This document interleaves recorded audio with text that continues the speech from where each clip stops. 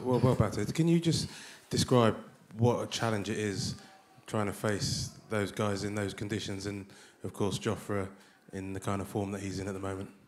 I've got nothing for you there. Look, that's incredible test bowling. Obviously Joe won the toss and looked upstairs and wanted to bowl, and they used that very well. They put the ball in the right areas. As a left-hander, Broady's going to challenge your off stump a lot, try and create that drive. And same as Jofra, he bowled.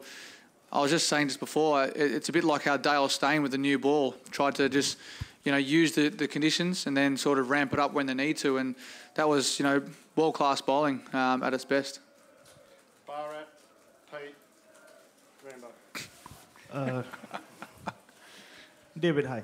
So, technically speaking, you tried different things in the series. You were batting outside the crease earlier on, and today you were inside your crease. And what did you do differently today as compared to that?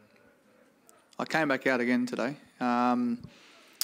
My theory has always been the same when I've come to England. The first two wickets were not or didn't have as much sort of dampness in them, or they weren't going to seam as much. And you take out, for me, it's about taking out that LBW equation, but then not trying to get out, nicked off from a sort of a good length ball, and knowing where your off stump is there. So it's about creating, for me, myself, you want them to come into your pads when you bat outside off, and you can get the cheeky one inside mid-wicket. That's the thought process behind it. And I knew today when I batted back in my crease, I probably allowed him, when they was swinging, Travis Head's dismissal there is the perfect dismissal that you don't want to do as a left-hander. I don't want to have the bat come down at an angle and exposing my off-stump. So for me, it's about going across a little bit, getting my bat in front of my pad, and that's outside the line there. So that's my thinking. It always has been, and yeah. That's the technical side of it. What about the mental side? Did you come today with a different mental attitude than perhaps you'd shown in the last couple of innings? And you played golf yesterday with your mate. Did he? That's have Ricky any Ponting. Did he have any words of advice for you? Because yeah, look, it's obviously been challenging, but coming into it mentally, I felt like I was in form. I've had 3 balls where I probably couldn't have done anything with them. Obviously, the first one was just a lazy one that I missed on my legs. But for me, I've always felt like I've been in form and worked my backside off in the nets as well. And then today was about trying to negate that good ball and not get out to it. And I had a lot of luck. I played and missed quite a lot, but I kept my bat nice and tight. That's what I wanted to do, and I was happy to get out. If a good ball was going to get me out, that's how it was going to get me out. So I was very, very pleased with the way I adjusted very well. And as I just alluded to before, I moved across a little bit more, so my bat was covering that off stump. It allowed me to leave a little bit more. And yesterday, going out on the golf course with Ricky was great. It's always good to have my mate around and just let your hair down, as they say. But yeah, no, he was just all about just making sure that I'm still back in my game plan, looking to get forward and looking to hit the ball. And I know when I'm looking to hit the ball, my defence takes care of itself, and I'm compact. So that was fortunate enough today that it came off. But obviously you get another good ball there, but you can't do anything about it. you looked dejected after getting out at Lord's. So did we misread that, or did that get to you a little bit? I was just frustrated.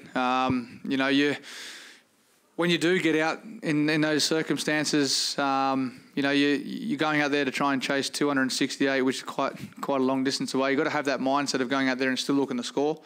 And then just the way I got out was a bit lazy in that second dig. So, look, this just happens. That's the game, isn't it? That's why we love it. Rambo? Pete?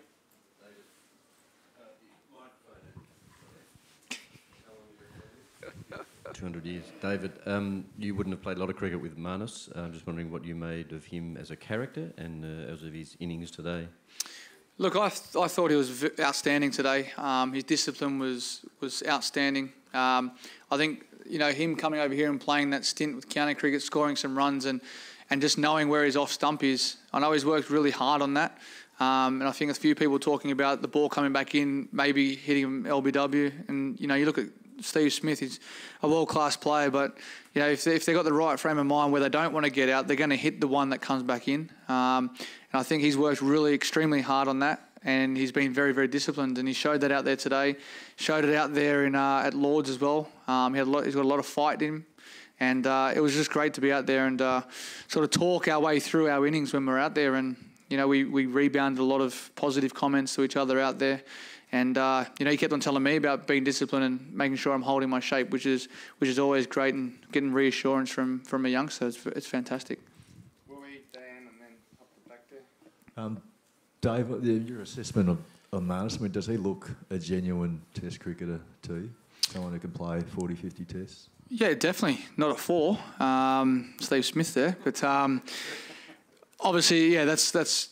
He's just taken the bull by its horns, isn't he? He's getting that opportunity. He's really working his backside off to reinstate himself here into the Test arena, and he's doing himself every favour by hanging in there and batting the way he is. So, you know, obviously it's not ideal that Steve couldn't play, but he gets another opportunity to come out here and state his claim. So, look, as I said before, I think he's a fantastic player, and he's got a lot to offer, and we've seen it firsthand there.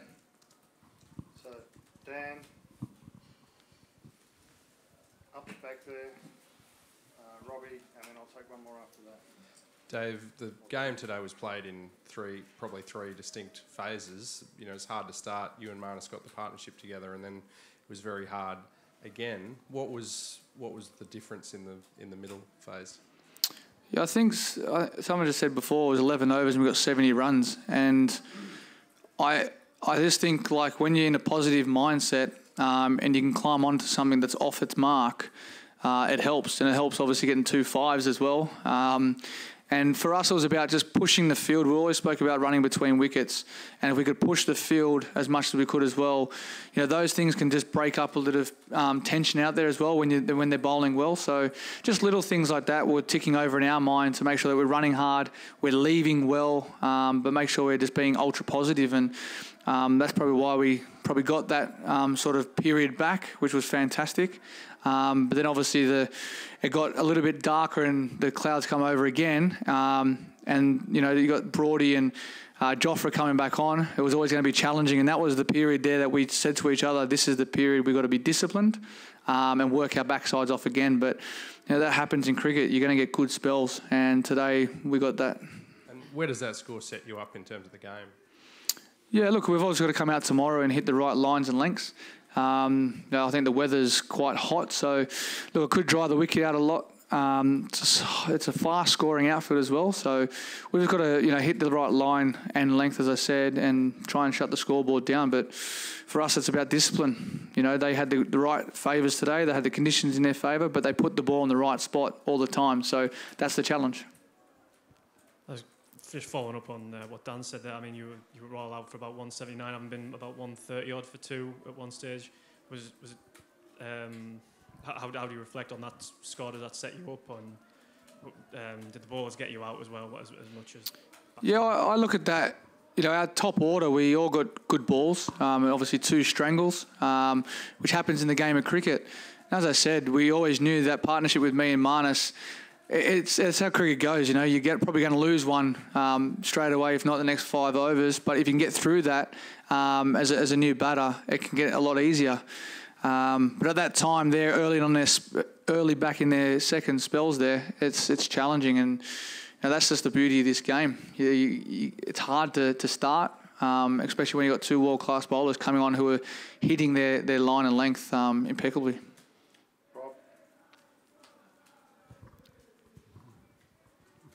We're all going to start singing soon. You scored a stack of runs at the World Cup, but is this the most satisfying innings since coming back from the ban, to sort of stand up when Steve's not there? You know, a couple of single-figure scores in the first 2 tests, and I'd imagine some of the more bowler-friendly conditions you've batted in. Yeah, I think you're always nice and sharp when you've got a lot of movement out there. You have to commit to the front foot or the back foot. You can't get caught in the crease. And I think I look back at the game I played against Pakistan, and I got some runs there. It was green, and the ball was swinging and nipping around. And same thing, I just held my line, and I pounced on anything that I had some width or if it was a fraction short. And today you just weren't going to get that from Brody and Joff. So you know, they bowled unbelievable. You know, it's always challenging, but you know, as a batsman, you've got to stay in a positive mindset. You almost a play and miss is a good shot. Okay, Stefan, and then Sammy can finish us off. Hey, we obviously had Scott Morrison last week, sort of coming out criticising some of the boos on Steve Smith. I just wondered, touching upon the ban again, is it time for English fans to sort of get over that? There was some boos again today. Well, look, at the end of the day, they're allowed to do what they want. They come in here to pay to watch cricket, and they're allowed to carry on if they want. If they carry on too much, they get evicted. So for us, it's about worrying what we have to do. It's hard enough out there trying to hit a swinging and seaming ball than worry about what the crowd are doing. At the end of the day, I think you know they just come here to have fun, enjoy a good game of cricket, and try and add some extra pressure to us. But you know, some of us thrive on it, like myself, and some of us just put it out, don't even listen to it. Dave, on Pat Cummins' dismissal, he didn't seem too impressed by it. What did you make of it, and how was he in the change rooms afterwards? Not too sure. I was actually having a shower, but I saw it afterwards. I don't know. There was obviously a spike there. I saw a spike, but I haven't spoken to him about that. It was a bit like my one. I know I hit my pad, and that's why I went up. So obviously his was a long way away, so not too sure. I can't answer that or give you the right answer. Sorry. Well, in that case, Jofra Archer, you would have faced some of the fastest bowlers in the world, and they're always steaming in, but he sort of ambles in. What's it like facing someone who bowls that fast but sort of walks to the crease? It has its challenges. Like you look at Boomer as well. He's a great example. They're obviously all energy at the crease. Mitchell Johnson was the same. He had a slow run up and then a thunderbolt. So, these guys, it takes getting used to. It's a rhythm thing. So early on, it's going to be challenging, and then once you get used to it, it becomes okay. Obviously, they're bowling 90 mile an hour, so you've got to obviously be on. But with the ball moving as well, it has its challenges. So look, he hit, as I said, he hit the right length, and when you hit the right length, it's very hard because you've got to play them all.